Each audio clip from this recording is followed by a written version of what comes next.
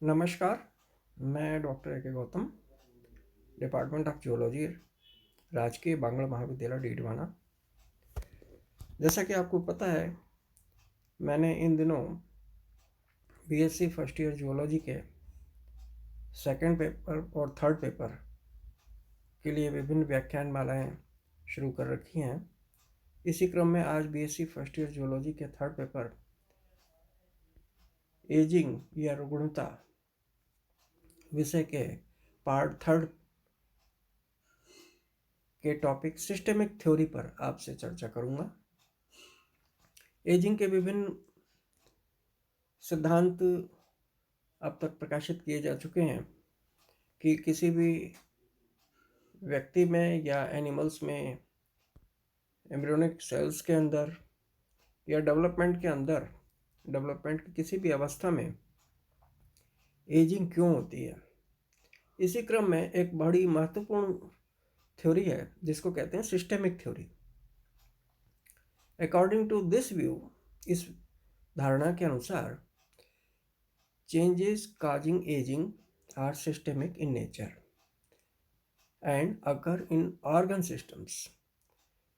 ये जो चेंजेस होते हैं ये नेचर में बड़े ही व्यवस्थित तरीके से संपन्न होते रहते हैं, चलते रहते हैं, होते हैं।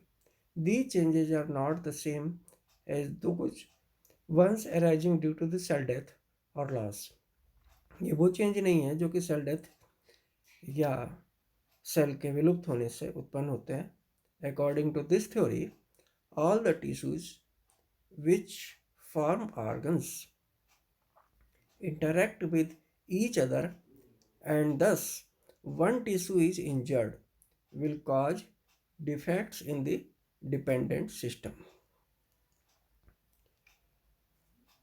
Organ bulk is made up of extracellular matrix consisting of collagen fibers, ground substances, and consecutive tissue। Aging in these components leads to an effect on the entire body, leading to degeneration। Ageing की वजह से जो परिणाम देखने को मिलते हैं वो संपूर्ण शरीर में विघटन के रूप में देखने को मिलते हैं और ऑर्गन्स एक बल्क में, एक समूह में एक साथ डिजेनरेट होते हैं, विघटित होते हैं। इसी प्रक्रिया में collagen continues about A third of the total body protein in skin, muscles, tendons and skeletal tissues of bones and cartilage as an extracellular filler substances। Collagen जो होता है इसमें महत्वपूर्ण रोल अदा करता है और ये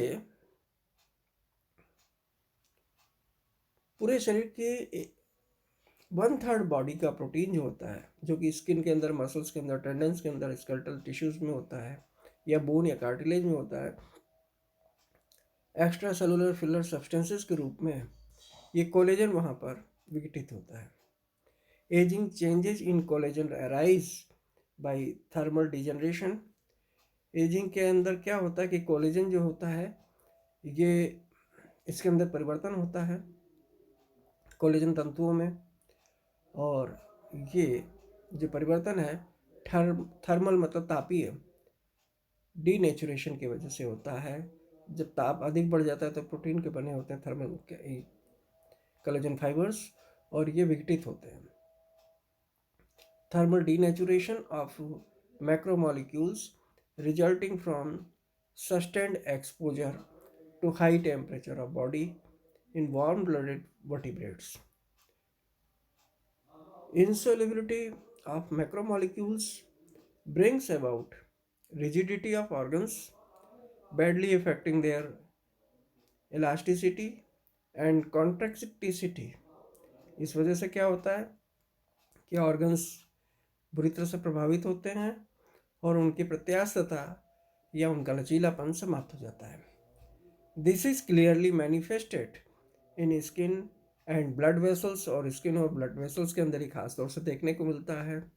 स्किन सोज, रिंकल्स, शरीर की त्वचा के ऊपर झुर्रियाँ पड़ जाती हैं, and diffusion of substances between blood and surrounding tissue gradually decreases.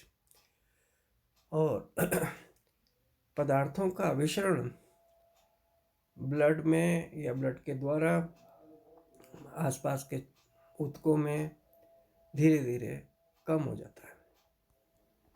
Ageing of collagen in mammals begin when growth ceases and synthesis of collagen stops. During growth period, the proportion of collagen fibers and ground substances in the extracellular matrix changes such that fibers predominate at the cost of the ground substance. This badly affects the normal functions of the matrix, such as the capacity of water retention, transport of oxygen, nutrients, metabolites, hormones, antigens, etc. ये परिवर्तन देखने को मिलते हैं। Brain is subject to stress of hypoxia. Hypoxia का मतलब होता है घुटन, और लेक ऑफ ऑक्सीजन, ऑक्सीजन की कमी होने को हाइपोक्सिया कहते हैं। तो brain is subject to stress of hypoxia resulting in decrease in its physiological and psychological efficiency. With age, defects appear in the immune response system, causing decrease in the body capacity for defense and in production of antibodies against organisms' own antigens. This effect of aging is called autoimmune phenomena। और यह ageing का जो परिघटना होती है इसको कहते हैं auto immune phenomena, auto immune अभिलक्षण। रूमेटॉइड आर्थराइटिस, रूमेटॉइड आर्थराइटिस जो होती है, गठिया जो रोग होता है, is an auto immune disease common in man. Rheumatoid arthritis एक बहुत ही कॉमन डिजीज होती है जो कि मनुष्यों में खास तौर से देखने को मिलती है। ये इसका उदाहरण है। अब हम मनुष्यों में बहुत इंपॉर्टेंट टॉपिक है ये, एजिंग इन मैन। मैन के अंदर एजिंग को हम समझने का प्रयास करते हैं। Ageing is an electric phenomena and has a multiplicity of causes rather than a single cause of affecting it. ये बहुत सारे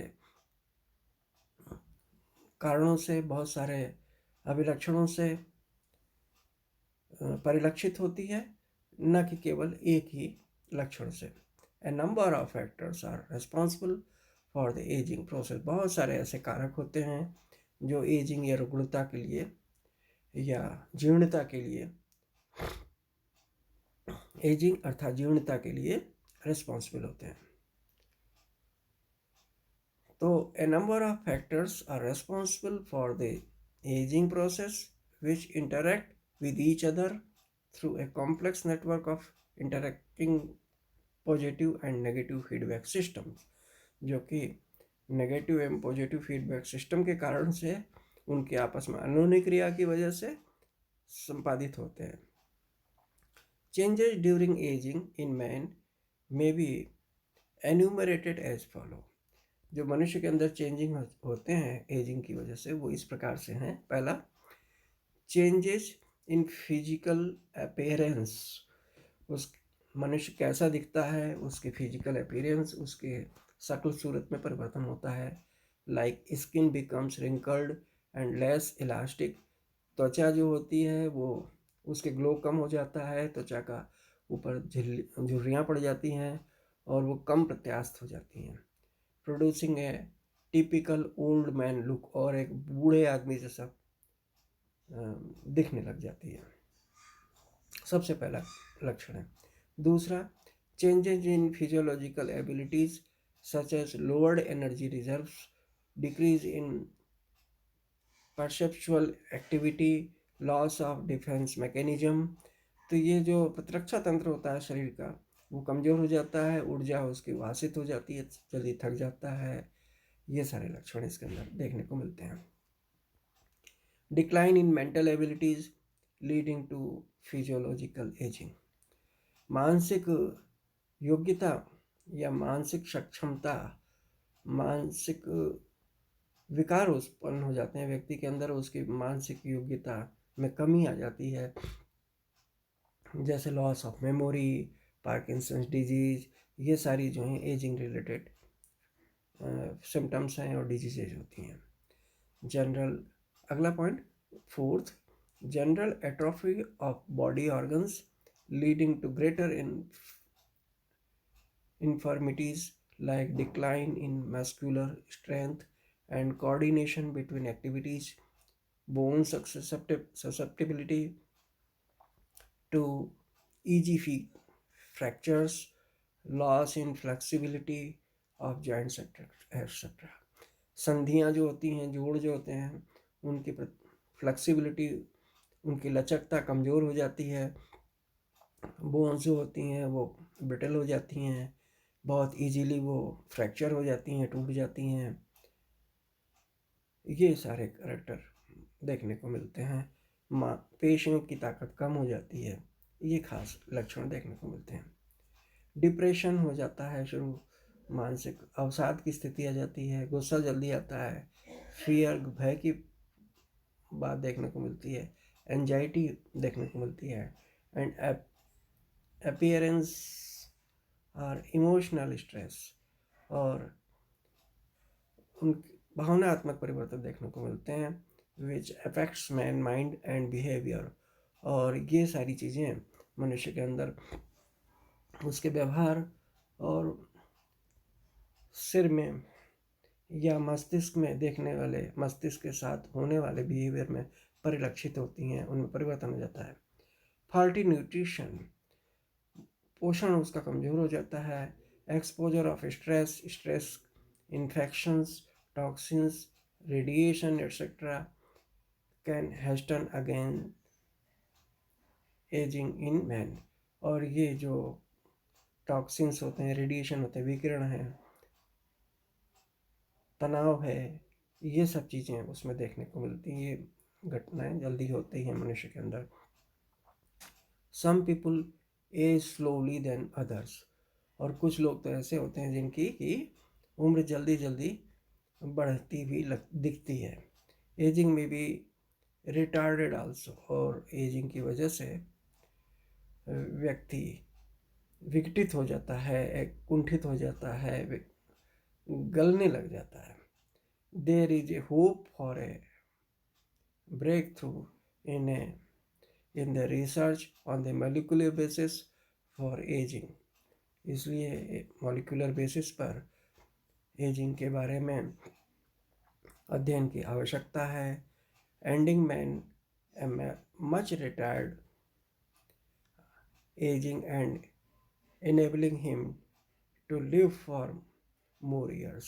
और इस तरह से मनुष्य जो है ज़्यादा दिन तक जीवित रह सकता है अगर इस क्षेत्रों में अध्ययन किया जाए। दस, if we can achieve success in the repair of DNA damage, और यदि हम डीएनए के अंदर होने वाली जो डैमेज होते हैं उनके अंदर रिपेयर के मामले में अगर हम सफलता प्राप्त कर लें तो उससे आगे चलकर एजिंग के प्रोसेस को रोका जा सकता है।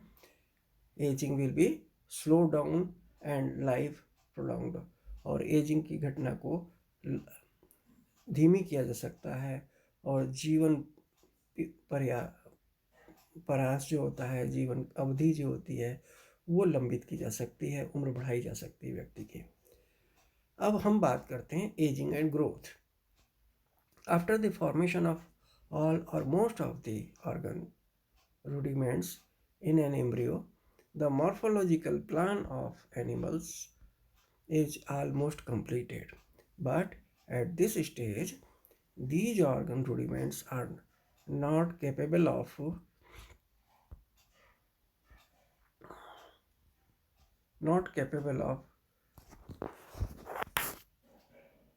performing their specific functions.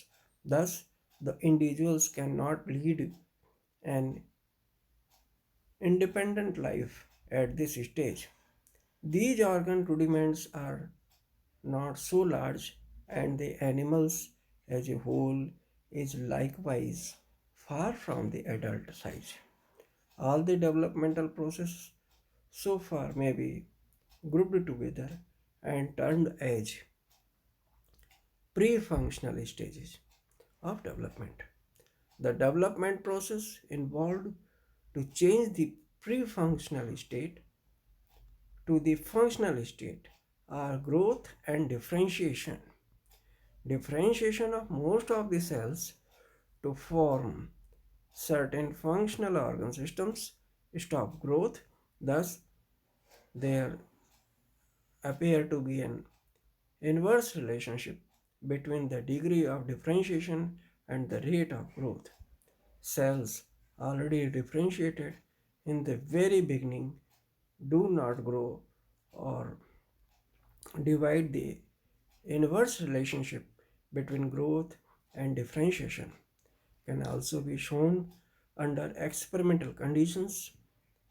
Now, the nature of limitation of growth in insects is connected with the mechanism of metamorphosis, whereas in vertebrates it is regulated by hormones. Hormones के द्वारा vertebrates के अंदर, कशेरुकों के अंदर ये सारी प्रक्रियाएं नियंत्रित रहती हैं. तो थैंक यू वेरी मच. आज के इस व्याख्यान में मैंने एजिंग के बहुत सारे पैरामीटर्स आपके समक्ष डिस्कस किए. इनको आप समझिएगा. एजिंग पर शॉर्ट नोट भी आते हैं, डिफरेंट पहलुओं पर पूछे जाते हैं क्वेश्चन, और एक बड़ा क्वेश्चन भी, ऐसे टाइप क्वेश्चन भी अक्सर पूछा जाता है.